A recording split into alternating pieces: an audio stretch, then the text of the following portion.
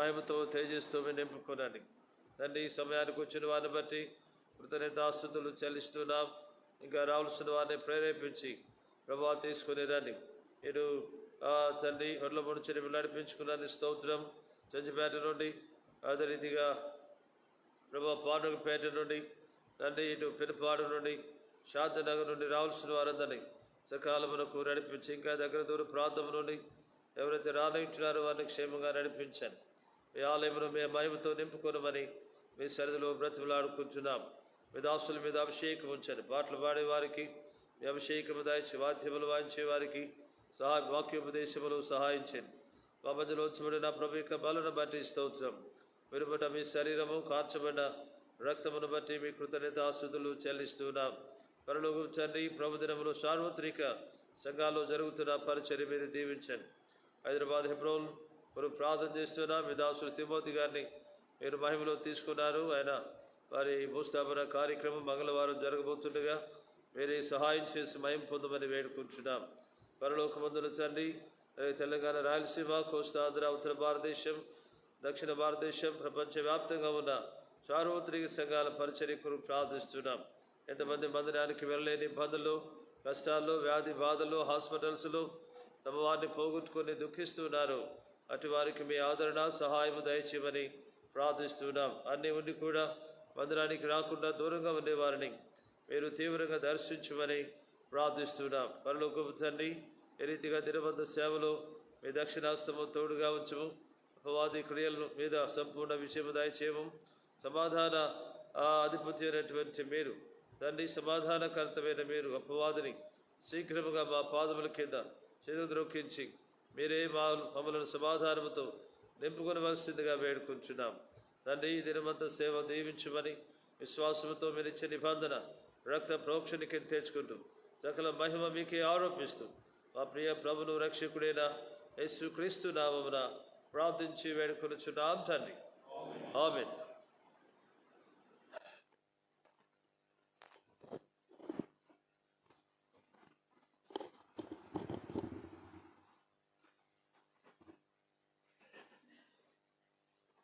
और संख्या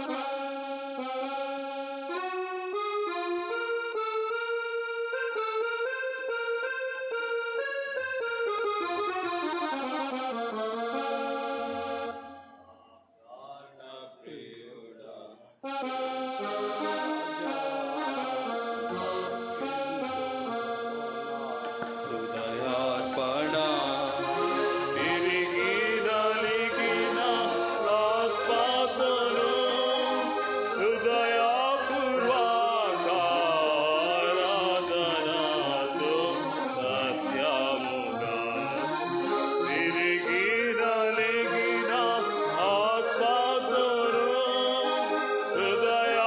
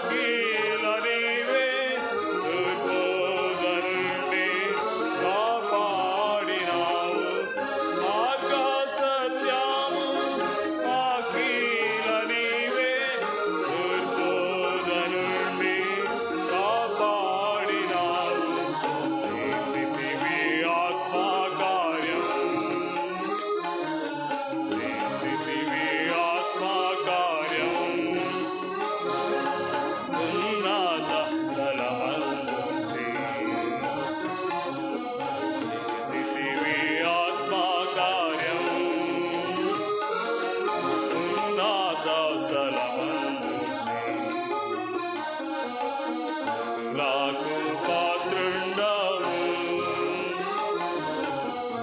నాకు పాత్రుండవు. నిజమైన ద్రాక్ష వల్లివి నీవే, నీ అందు నిలచే నీ గేలు మేము. నిజమైన ద్రాక్ష వల్లివి నీవే, నీ అందు నిలచే నీ గేలు మేము. నైనా క్రియా చేసి, నైనా క్రియా చేసి ఆత్మా ఫలమిచ్చేటివి. నైనా క్రియా చేసి ఆత్మా ఫలమిచ్చేటివి. నాకు పాత్రుండవు, నాకు పాత్రుండవు. సృష్టించినావు, రక్షించినావు, భద్రపరచుచున్నావు. సృష్టించినావు, రక్షించినావు, భద్రపరచుచున్నావు. నాకు పాత్రుండవు, నాకు పాత్రుండవు.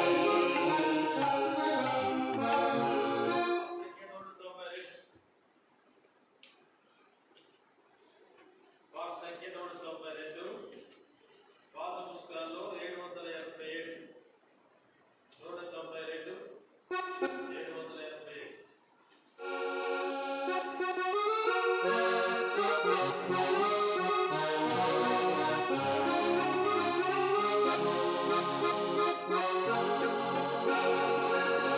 నా ప్రియుడా, పాప విమోచకుడా, ప్రభు యేసు. ప్రియుడా, పాప విమోచకుడా, ప్రభు యేసు. నా ప్రాణమును కాపాడి నూతన బలమొసగేను. నా ప్రాణమును కాపాడి నూతన బలమొసగేను. స్తుతి గీతములతో ఆరాధించెదను ఎల్లప్పుడూ. స్తుతి గీతములతో ఆరాధించెదను ఎల్లప్పుడూ. నా ప్రియుడా, పాప విమోచకుడా, ప్రభు యేసు. నా ప్రియుడా, పాప విమోచకుడా.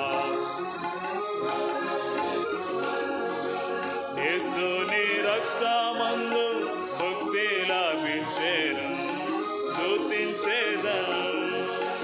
యేసుని రక్తమందు ముక్తి లభించెను, స్తుతించెదను. యేసుని నిత్య జీవము పొందెదను నిశ్చయము. యేసుని నిత్య జీవము పొందెదను నిశ్చయము. యేసునకే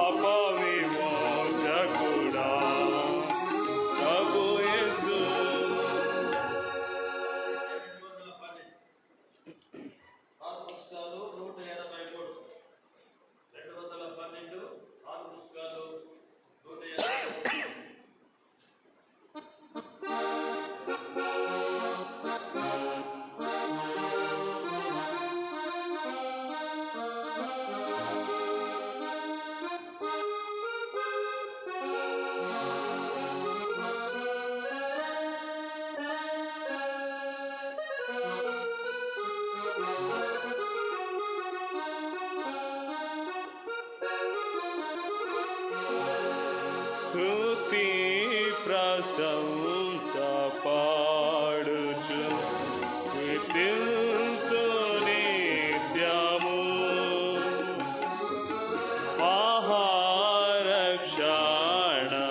మహారక్షణనిచ్చియు మన శాంతినిచ్చెను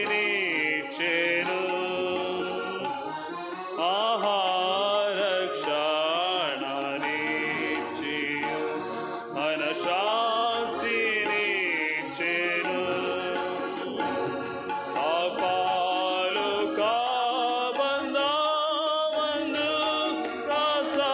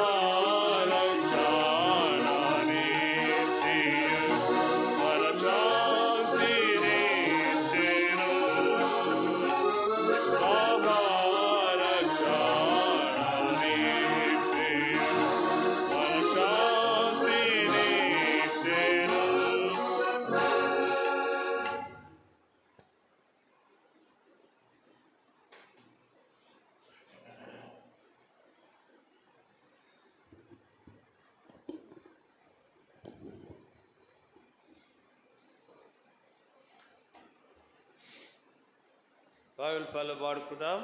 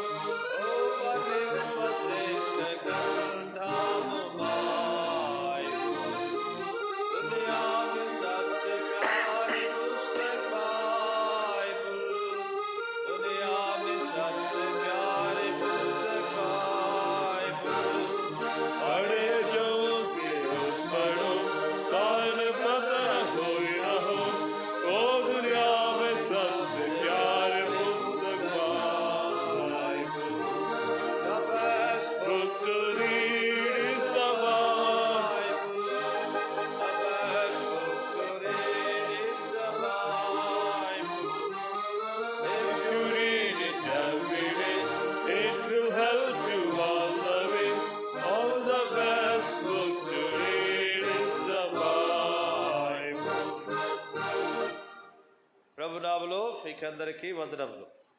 ప్రైజ్ ది లార్డ్. సరే, ఈ ఉదయకాల బంధు ప్రభుని ఆరాధించే దాని కొరకై దేవుని వాక్యములో నుండి కీర్తనల గ్రంథము 49, సామ్స్ 49. కీర్తనల గ్రంథము 49.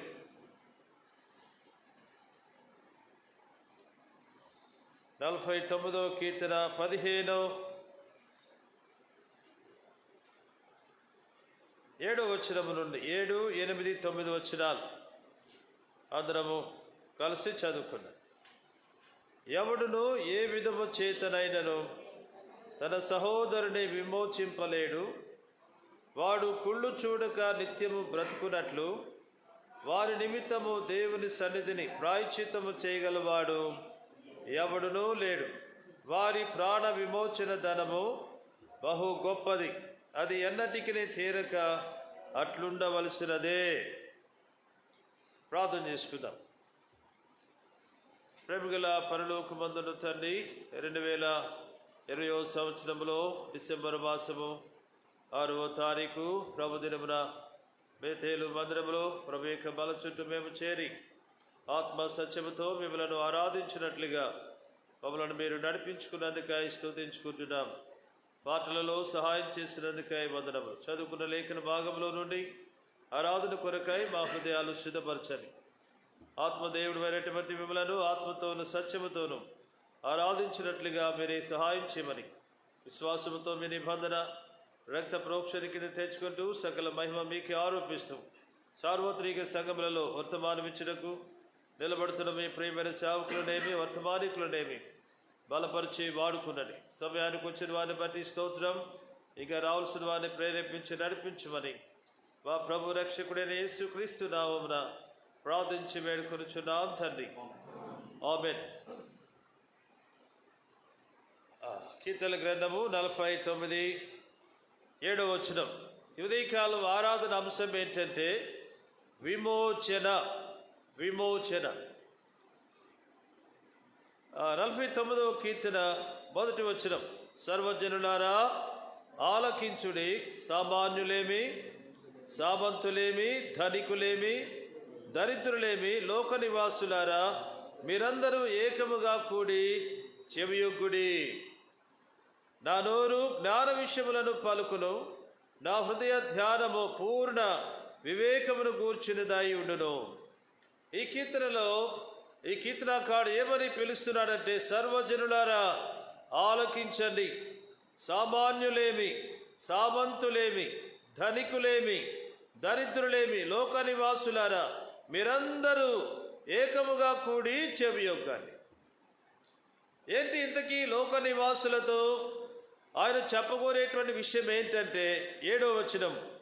ఎవడును ఏ విధము చేతనైనను తన సహోదరుని విమోచింపలేడు. ఎవరు కూడా ఏ విధము చేతనైనను తన సహోదరుని విమోచింపలేడు. ఏంటి విమోచన అంటే అర్థము? విమోచన అంటే అర్థము, దీన్ని ఇంగ్లీష్లో రిడెంప్షన్ అన్నారు. రిడెంప్షన్ అంటే అర్థం ఏంటంటే డెలివరెన్స్ బై సాక్రిఫైస్, అంటే ఒక బలి ద్వారా విడిపించబడుట అని అర్థం అన్నమాట. బలియాగం అర్పించబడు ద్వారా విడిపించబడుట అని అర్థం. కాబట్టి ఎవరైనా విమోచించబడాలంటే వారు విమోచించబడేదానికి ఒక బలి జరగాలి. ఆ బలిని బట్టి వారికి విమోచన అనేది జరుగుతుంది. కాబట్టి ఇక్కడ ఈ కీర్తనకారులు ఏమని చెబుతున్నారంటే, ఎవడును ఏ విధము చేతనైనను తన సహోదరుని విమోచింపలేడు. కాబట్టి ఒక మానవుడు మరి యొక్క మానవుణ్ణి విమోచింపలేడు. ఇంకా తర్వాత ఏమన్నాడంటే, వాడు కుళ్ళు చూడక నిత్యము బ్రతుకున్నట్లు వాని నిమిత్తము దేవుని సన్నిధిని ప్రాయశ్చిత్తము చేయగలవాడు ఎవడునూ లేడు. రెండవదిగా ఏం చెప్పాడంటే, వాడు కుళ్ళు చూడక నిత్యము బ్రతుకున్నట్లు వాని నిమిత్తము దేవుని సన్నిధిని ప్రాయశ్చిత్తము చేయగలవాడు ఎవడూ లేడు. తర్వాత 9వ వచనం, వారి ప్రాణ విమోచన ధనము బహు గొప్పది, అది ఎన్నటికి తీరక అట్లుండవలసినదే. వారి ప్రాణ విమోచన ధనము అన్నాడు. అంటే వారి ప్రాణాన్ని విమోచించటానికి ఒక ధనము చెల్లించబడింది. ఆ ధనము బహు గొప్పది అని చెబుతున్నాడు. అది ఎన్నటికీ తీరక అట్లుండవలసినదే. కాబట్టి ఉదయకాల బంధు ఆరాధనలో మనము గమనిస్తున్నటువంటి మాట ఏంటంటే విమోచన. కాబట్టి ఎవడును ఏ విధము చేతనైనను తన సహోదరుని విడిపించలేడు, విమోచించలేడు. తర్వాత అతడు నిత్యము బ్రతుకున్నట్లు అతని నిమిత్తమై దేవుని యొక్క సన్నిధిలో ప్రాయశ్చిత్తము చేయగలిగినటువంటి వాడు ఎవరు కూడా లేరు. వారి ప్రాణ విమోచన ధనము గొప్పది. కాబట్టి వారి ప్రాణాన్ని విమోచించటానికి ఒక ధనము చెల్లించబడింది. ఏంటి ఆ ధనం అంటే, ఇప్పుడు క్రొత్త నిబంధనలో మనకు అర్థం చేసుకోవాలి. మార్కు సువార్త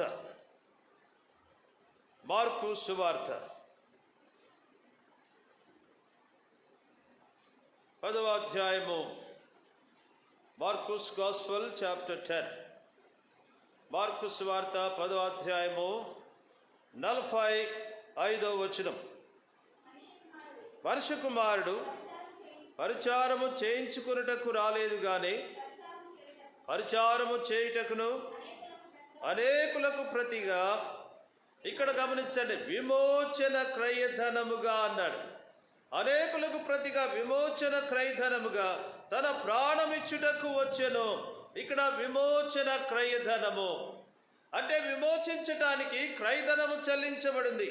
ఏంటి ఆ విమోచన క్రయధనం ఏంటి? తన ప్రాణమిచ్చుటకు వచ్చెను.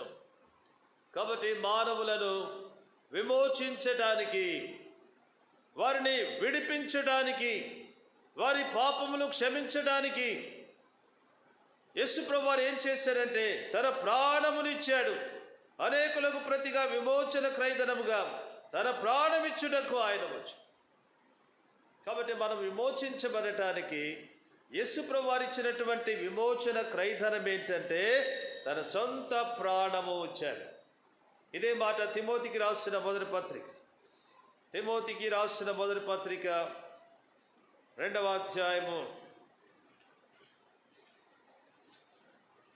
తిమోతి 2వ అధ్యాయము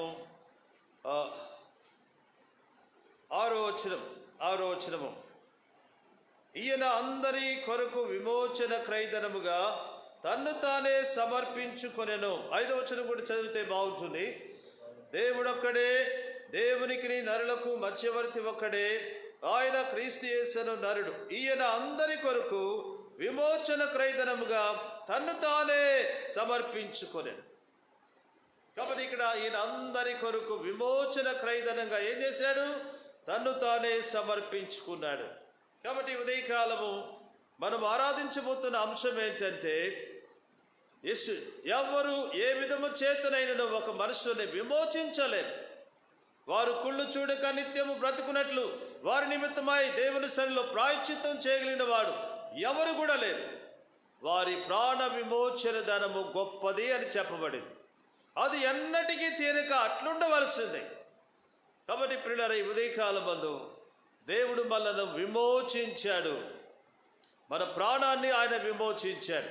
మన ప్రాణాన్ని విమోచించడానికి విమోచన క్రయధనాన్ని ఆయన చెల్లించాడు. ఏంటి ఆ విమోచన క్రయధనం అంటే? తను తానే అర్పించుకున్నాడు, తన ప్రాణమును అర్పించాడు. కాబట్టి ఆయన ప్రాణమును అర్పించి తను తాను అర్పించుకొని మనను విమోచించుకున్నాడు. దాన్ని బట్టి ఉదయకాలమందు ప్రభుని మనము ఆరాధించబద్దులమై ఉంచున్నాం. ఇప్పుడు మనం ఎవరము చెప్పండి? విమోచించబడినటువంటి వారము.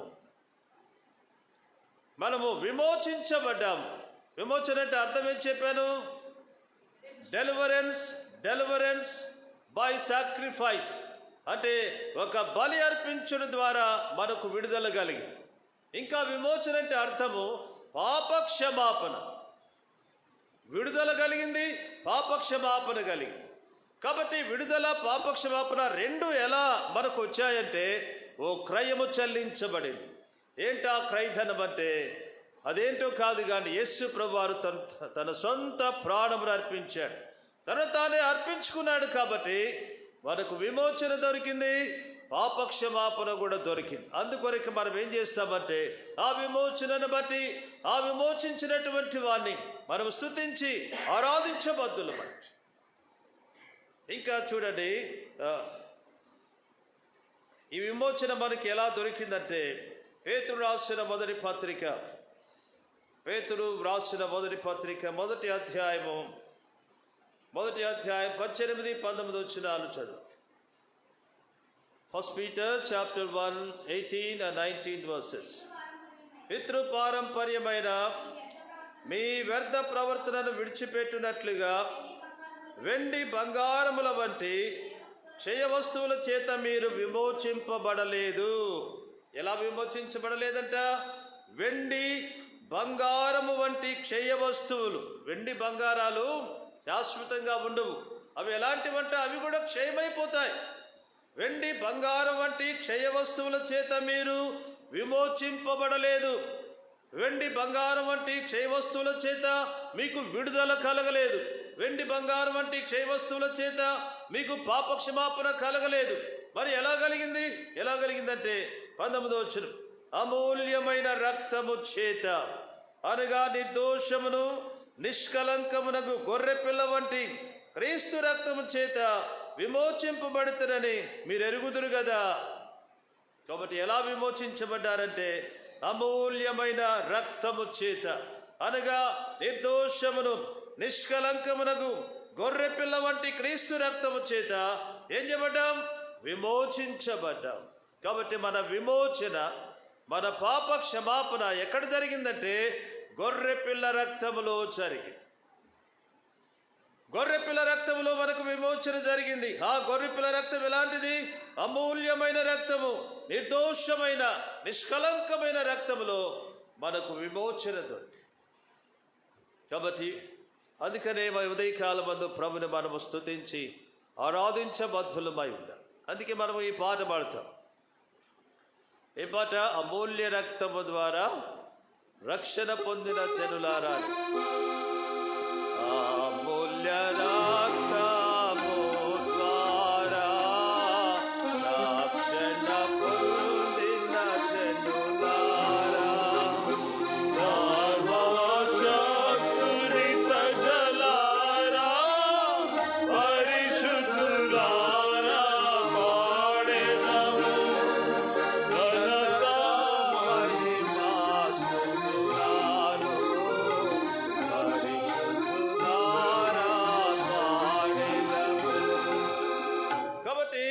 మనకు విమోచన వెండి బంగారముల వంటి క్షయ వస్తువుల ద్వారా మనకు జరగలేదు. కానీ విమోచన ఎలా జరిగిందంటే గొర్రెపిల్ల రక్తములు, అమూల్యమైన రక్తము, నిర్దోషమైన నిష్కలంకమైన ఆ గొర్రెపిల్ల రక్తము చేత మనము విమోచించబడ్డాం. అలాగూ విమోచించబడిన వారంగా ప్రభుని మనము స్తుతించి ఆరాధించబద్ధులమై ఉంటున్నాం. సరే, ఇప్పుడు మనకు విమోచన ఎక్కడెక్కడ నుండి జరిగిందో నేను 5 సంగతులు చెప్పగోరుతున్నాను. విమోచన మనకు ఎక్కడి నుండి జరిగిందో 5 సంగతులు చెప్పగోరుతున్నారు. నెంబర్ 1, గలతీలకు రాసిన పత్రిక. గలతీలకు రాసిన పత్రిక 3వ అధ్యాయము 13-14 వచనాలు కలుస్తున్నవి. ఆత్మను గూర్చిన వాగ్దానము విశ్వాసం వలన మనకు లభించినట్లు అబ్రహాము పొందిన ఆశీర్వచనము క్రీస్తు యేసు ద్వారా అన్ని జనులకు కలుగుటకై క్రీస్తు మన కోసము శాపమై మనలను ధర్మశాస్త్రం యొక్క శాపము నుండి, ఈ మాట గమనించాలి, మనలను ధర్మశాస్త్రం యొక్క శాపము నుండి విమోచించెను. మొట్టమొదటిగా విమోచన ఎక్కడ నుండంటే శాపము నుండి. We have been redeemed from the curse of the law. ధర్మశాస్త్రం యొక్క శాపము నుండి మనము విమోచించబడ్డాం. కాబట్టి ధర్మశాస్త్రం యొక్క శాపం నుండి విమోచించటానికి విమోచన క్రయధనము ఏంటంటే యేసు ప్రభు వారు తనను తాను అర్పించుకున్నాడు. తన ప్రాణమును అర్పించి ఈ శాపము నుండి మానవ జాతిని ఆయన విమోచించాడు. ఇప్పుడు నీవు నేను కూడా ధర్మశాస్త్రం యొక్క శాపము అదంటే ఏంటి? ధర్మశాస్త్రం యొక్క శాపము, ధర్మశాస్త్రం ఏమని చెబుతుందో చూడండి. ఇది గలతీ 3వ అధ్యాయము 10వ వచనం. ధర్మశాస్త్రము విధించిన క్రియలకు సంబంధులందరూ శాపమునకు లోనై ఉన్నారు. ఏంటంట? ధర్మశాస్త్రము విధించిన క్రియలకు సంబంధులందరూ శాపమునకు లోనై ఉన్నారు. ఎందుకనగా ధర్మశాస్త్ర గ్రంథమందు వ్రాయబడి ఉన్న విధులన్నీ చేయుట యందు నిలుకడగా ఉండని ప్రతివాడు శాపగ్రస్తుడు. ఇప్పుడు ఎవరంట శాపగ్రస్తుడు? ధర్మశాస్త్ర గ్రంథమందు వ్రాయబడిన విధులన్నీ. కాబట్టి ఇప్పుడు ధర్మశాస్త్ర గ్రంథములో ఎన్ని విధులైతే వ్రాయబడి ఉన్నాయో వాటన్నిటినీ చేయుట యందు నిలకడగా ఉండని ప్రతివాడు శాపగ్రస్తుడు. ప్రియులారా, ధర్మశాస్త్రంలో చెప్పబడినటువంటి విధులన్నీ నెరవేర్చడానికి ఏ మానవుడికి చాదుగా. అందుకనే బైబిల్ ఏమని చెబుతుందంటే ధర్మశాస్త్రము ఏదైతే చేయలేకపోయిందో అది దేవుడు చేసెను. ధర్మశాస్త్రము ఏం చేయలేకపోయిందంటే మానవ జాతిని శాపము నుండి విమోచించలేకపోయింది, శాపానికి లోను చేసింది. అయితే ఏదైతే ధర్మశాస్త్రం చేయలేకపోయిందో అది దేవుడు చేశాడంటే ఎలా చేశాడు? ఆయన కృపను బట్టి చేశాడు, ఆయన ప్రేమను బట్టి చేశాడు, ఆయన మరణ భూస్థాపన పునరుద్ధానమును బట్టి జరిగింది. రోమిలకు రాసిన పత్రిక రోమన్ చాప్టర్ 8, రోమిలకు రాసిన పత్రిక 8వ అధ్యాయము 2వ వచనం. క్రీస్తు యేసునందు జీవమునిచ్చు ఆత్మైక నియమము పాప మరణముల నియమము నుండి నన్ను విడిపించెను. ఎట్లనగా ధర్మశాస్త్రము దేనిని చేయజాలకపోయెనో దానిని దేవుడు చేశాడు. ధర్మశాస్త్రము దేనిని చేయజాలకపోయిందో దాన్ని దేవుడు చేశాడు. కాబట్టి ధర్మశాస్త్రము మానవుని శాపము నుండి శాపానికి గురి చేసింది కానీ శాపానికి లోను చేసింది కానీ మానవుని శాపము నుండి ధర్మశాస్త్రము విమోచించలేకపోయింది. అయితే దేవుడు ఆ ధర్మశాస్త్రం యొక్క శాపము నుండి మనను విడిపించాడు. ఎట్లా విడిపించాడంటే ధర్మశాస్త్రములో వ్రాయబడిన ప్రతి దాన్ని యేసు ప్రభువు వారు నెరవేర్చాడు. ఆయన ఒక్కడే నెరవేర్చగలిగాడు. ఇంకెవరు కూడా అలాగూ నెరవేర్చినటువంటి వారు ఎవరు కూడా లేరు. మళ్ళీ రండి, గలతీ 3వ అధ్యాయము, గలతీలకు రాసిన పత్రిక 3వ అధ్యాయము 10వ వచనము.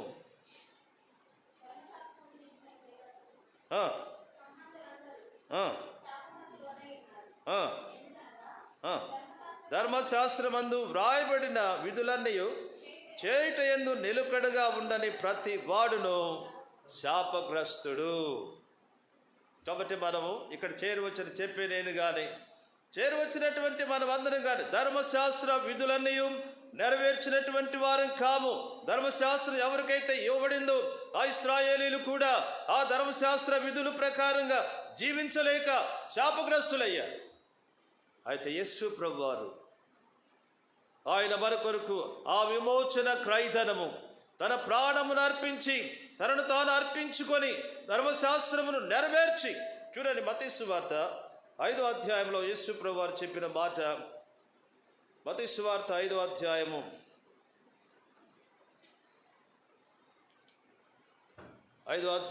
17వ వచనం. ధర్మశాస్త్రమునైనను ప్రవక్తల వచనములనైనను కొట్టివేయవచ్చునని తలంచవద్దు, నెరవేర్చుటకే గాని కొట్టివేయుటకు నేను రాలేదు. యేసుప్రభువు వారు ఎందుకు రాలేదంట? ధర్మశాస్త్రమునైనను ప్రవక్తల వచనములనైనా కొట్టివేయటానికి రాలేదంట, కానీ దాన్ని నెరవేర్చడానికే వచ్చాడు. కాబట్టి యేసుప్రభువు వారు దైవ మానవుడిగా ఈ లోకములో ఆయన ధర్మశాస్త్రమును నెరవేర్చాడు.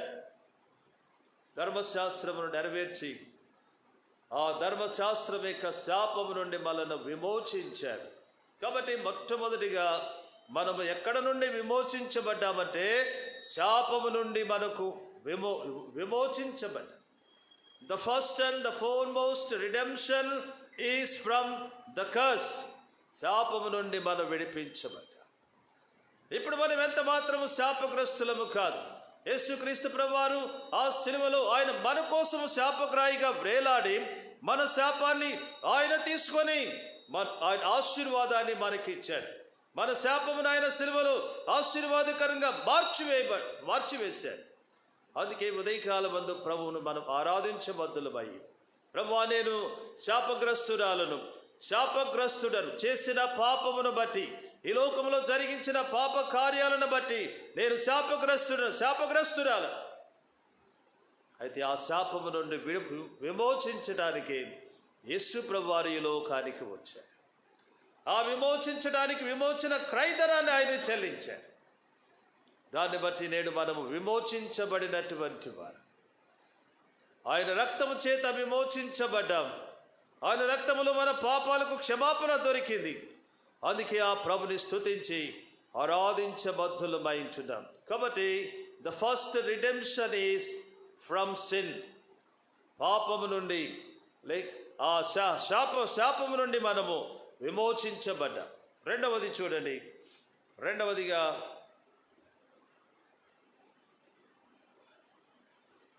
ఇదే 49వ కీర్తన గ్రంథము 49. Psalms 49 please. 49వ కీర్తన 15వ వచనం. దేవుడు నన్ను చేర్చుకొనును, పాతాళ బలములో నుండి ఆయన నా ప్రాణమును విమోచించును. ఇక్కడ రెండవ విమోచన చూస్తున్నాం. ఈ కీర్తన ఈ కౌరవ కుమారులు ఏమని దేవుని స్తుతించారంటే, దేవుడు నన్ను చేర్చుకొనును. మళ్ళందరినీ ఏం చేశాడు? దేవుడు చేర్చుకున్నాడు. ఎంత పాపులమైనా, ఎంత చెడ్డ పనులు చేసిన వారమైనా దేవుడు తన ప్రేమ చేత మనల్ని ఏం చేశాడంటే చేర్చుకున్నాడు. దేవుడు నన్ను చేర్చుకొనును, పాతాళ బలములో నుండి ఆయన నా ప్రాణమును విమోచించును. రెండవదిగా ఎక్కడ నుండి ఆయన విమోచించాడంటే ప్రియులారా, పాతాళ బలములో నుండి. Secondly, he redeemed us from the power of the Sheol. పాతాళ బలములో నుండి ఆయన మనను విమోచించాడు. కాబట్టి పాతాళానికి బలం ఉంది. కాబట్టి ఆ పాతాళము బలము కలిగిందిగా ఉంది. ఆ పాతాళ బలములోనికి పోయేటువంటి వారెవరంటే పాపం చేసినటువంటి వారందరూ కూడా ఈ పాతాళానికి బలైపోతున్నారు. మనమందరము పాపం చేసినటువంటి వారు. లోకములో ఏ మానవుడు కూడా పాపము చేయకుండా ఉన్నటువంటి వాడు ఎవ్వరు కూడా లేరు. బైబిల్ చెబుతుంది కదా, ఏ భేదము లేదు, అందరూ పాపము చేసి దేవుడు అనుగ్రహించే మహిమను